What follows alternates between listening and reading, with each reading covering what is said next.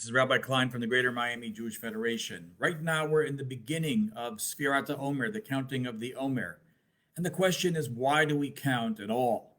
And the reason is clear. Interestingly, the Torah never, ever tells us the date of Shavuot. Yes, the rabbis figured out that this was the 6th of Sivan and that the Torah was given on this date. But strangely, both the date and the event seem to be missing in the Torah. While there are many hints between the holiday of Shavuot and the giving of Torah, they are not mentioned explicitly. Rather, it's pretty clear that the day of Shavuot in the Torah is known in its relationship to Passover, to Pesach. In fact, in a very real way, it's the last day of Passover. One of the names for the holiday of Shavuot is called Atzeret, stopping. A stopping of what? An ending of what? Passover.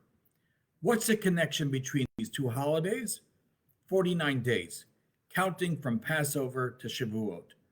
We wait and count 49 days until the last day of Passover, which we call Shavuot. In this week's Parsha, we talk about all of the holidays, one of the number of places in the Torah where there's a catalog of the Jewish holidays. Now, can we find any thematic connection between Passover and Shavuot? Is there something that we can learn today? Now, each of the sections of the catalogs in the Torah have a different overall theme. And it's pretty clear that our parasha focuses on the agricultural significance of these holidays. So therefore, in order to understand the significance of the holiday, we need to try to imagine ourselves as farmers in the land of Israel. So let's begin with the Omer, the Sfirat HaOmer. What actually is Omer? The Omer was a grain sacrifice offered on the second day of Passover, the 16th of Nisan. The Torah calls this offering Reshit Kitzirchem, the first cutting of the first grain offering. Now, when was this mitzvah operative? The Torah is very clear in our parsha. It says, Ki tavo el haaretz asher ani noten lachem. When you go into the land of Israel, which I have given to you. Why is this so critically important? Because for so many years, the Jewish people were landless, with no home or place. And I think all of us as Jews can understand that story. But now they've finally arrived in the land. They are settled in the land. They are farming the land and building their country. They have fields.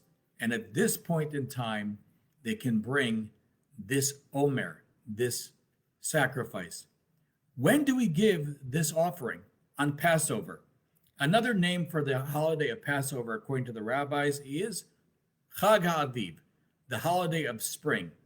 And the reason is because the name the Bible gives to this month of Nisan is also Chodesh HaAviv, the month of the spring. The Torah tells us, remember Shamor et Chodesh HaAviv, you should remember the month of the spring. Vasita Pesach LaShem Lokecha, you should make a Passover to God. Ki b'chodesh ha'aviv hotziacha Adonai Elohecha mimitzrayim laila. Because on the night of the month of the spring, I took you out of the land of Egypt. So it's the beginning of the flourishing of the crops, of the grain offerings, but it's also the beginning of Jewish history. But now we think that the word Aviv means spring, but the real meaning of the word Aviv in Hebrew is an ear of barley. So if you're a farmer, how do you know that there's the spring? Because you see the ears of barley emerge from the earth. It's a new beginning for the farmer after a long winter. In essence, this is the month of blossoming, both of the grain harvest and of Jewish history. The Omer was a coarse barley offering, and barley was the first of the grains in the land of Israel to ripen. Wheat takes a little bit more time. And why is it called Omer? The word Omer actually is a grain measurement, and that's a tenth of an ephah. And this is going to be important a little later, as you'll see. Interestingly, barley also is considered the lowest of the 5 grains in the land of Israel. It's actually considered animal feed. So it's the simplest, most coarse offering you can give. Another interesting law that's introduced in this week's Parsha right after that, which is still practiced, is called Chadash, new. The Torah tells me that until I give this Omer offering on the 16th day of Nisan, no grain from this new harvest can be eaten. Thus, if I harvested grain from this year before Passover, I can't eat that grain until this sacrifice is given on the second day of Passover, or today until we reach the 16th day of Nisan. Note the following. It says in the Torah, "Velechem vekali vekarmel," and bread and parched wheat you shouldn't eat until this day, ad haviachem et korban Elohechem, until you brought the sacrifice. Now note this. In this parsha, we're told to eat matzah for 7 days on Passover, which is a truncated form of bread, an incomplete form of bread. Matzah is the very beginning of a bread baking process, but it's not the end. Similarly, on this holiday of Passover, we have a sacrifice of coarse grain, not in the form of bread. Bread making also in any form with this grain is forbidden until you give this sacrifice. In essence, until this day, the grain of that harvest isn't yours. Passover is about beginnings in general, but it's the beginning of the process, not the end. The eating of the matzah, the beginning of a harvest, the prohibition of eating chametz, and the prohibition of eating the new grains, all remind us of our indebtedness to God in the beginning. Now we get to the counting, but it's a particular type of counting. It's not just counting 50 days. We count not just days, but weeks. The Torah tells us to count Sheva Shabbatot Timimot, 7 full Shabbats, 7 full weeks. What is 7? Well, that's clear. 7 represents Shabbat. And what does Shabbat represent? Shabbat represents ultimately this, that the universe and all of which is in it is created by God, belongs to God, and not to us. All life and blessings comes from this ultimate source. That's what Shabbat means. So this is the beginning of the theme of the Omer. The very beginnings of our fruit and labor ultimately belong to God. And what are we doing? We are counting 7 weeks of Sabbaths. Sabbath has the same theme. Everything in this world belongs to God. All our blessings belong to God. We are asked from the beginning of Passover to internalize this message over the next 7 weeks.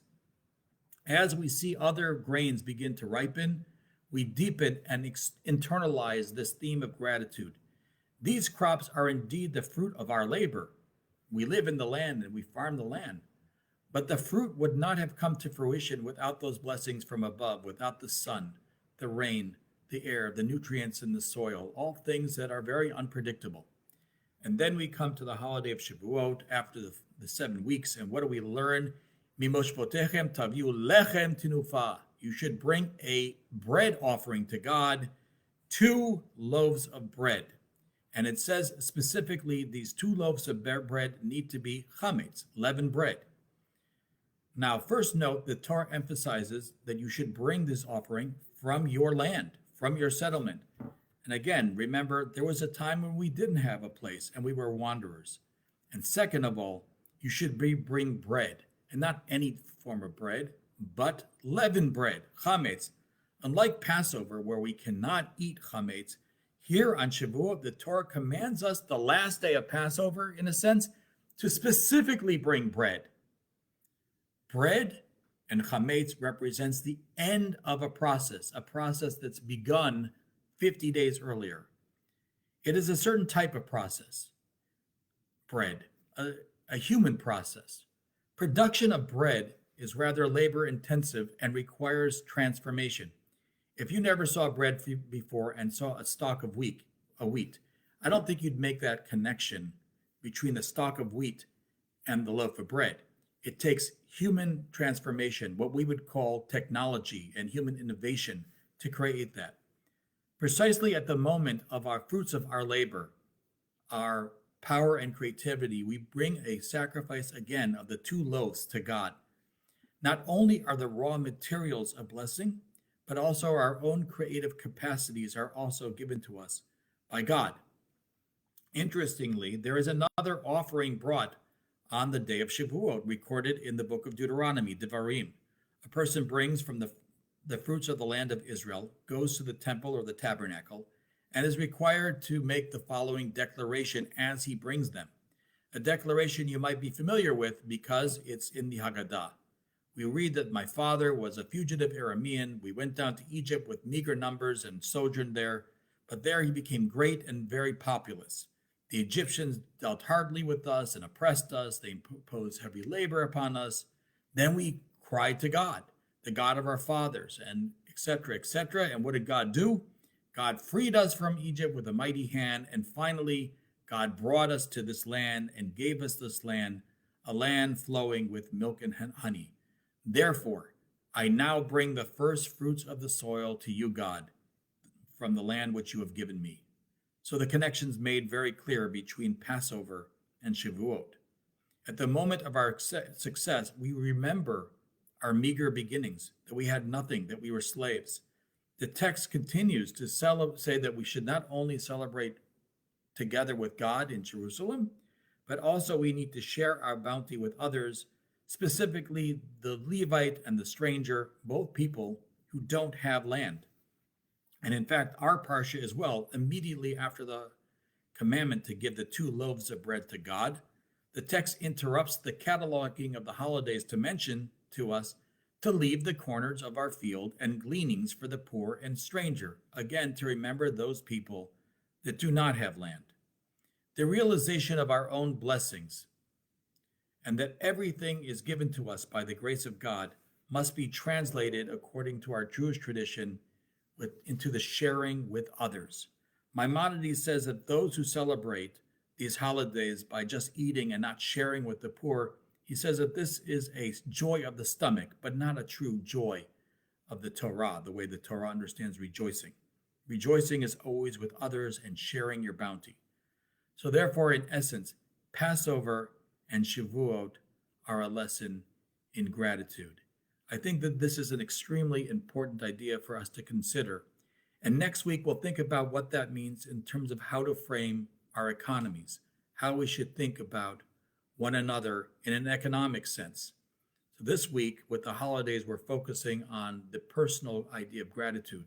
But when we talk about next week, there's another counting of 7-year cycles of the Shemitah, the sabbatical years. And we will learn how these ideas inform how we live all together as a society. Wishing all of you a very Shabbat Shalom.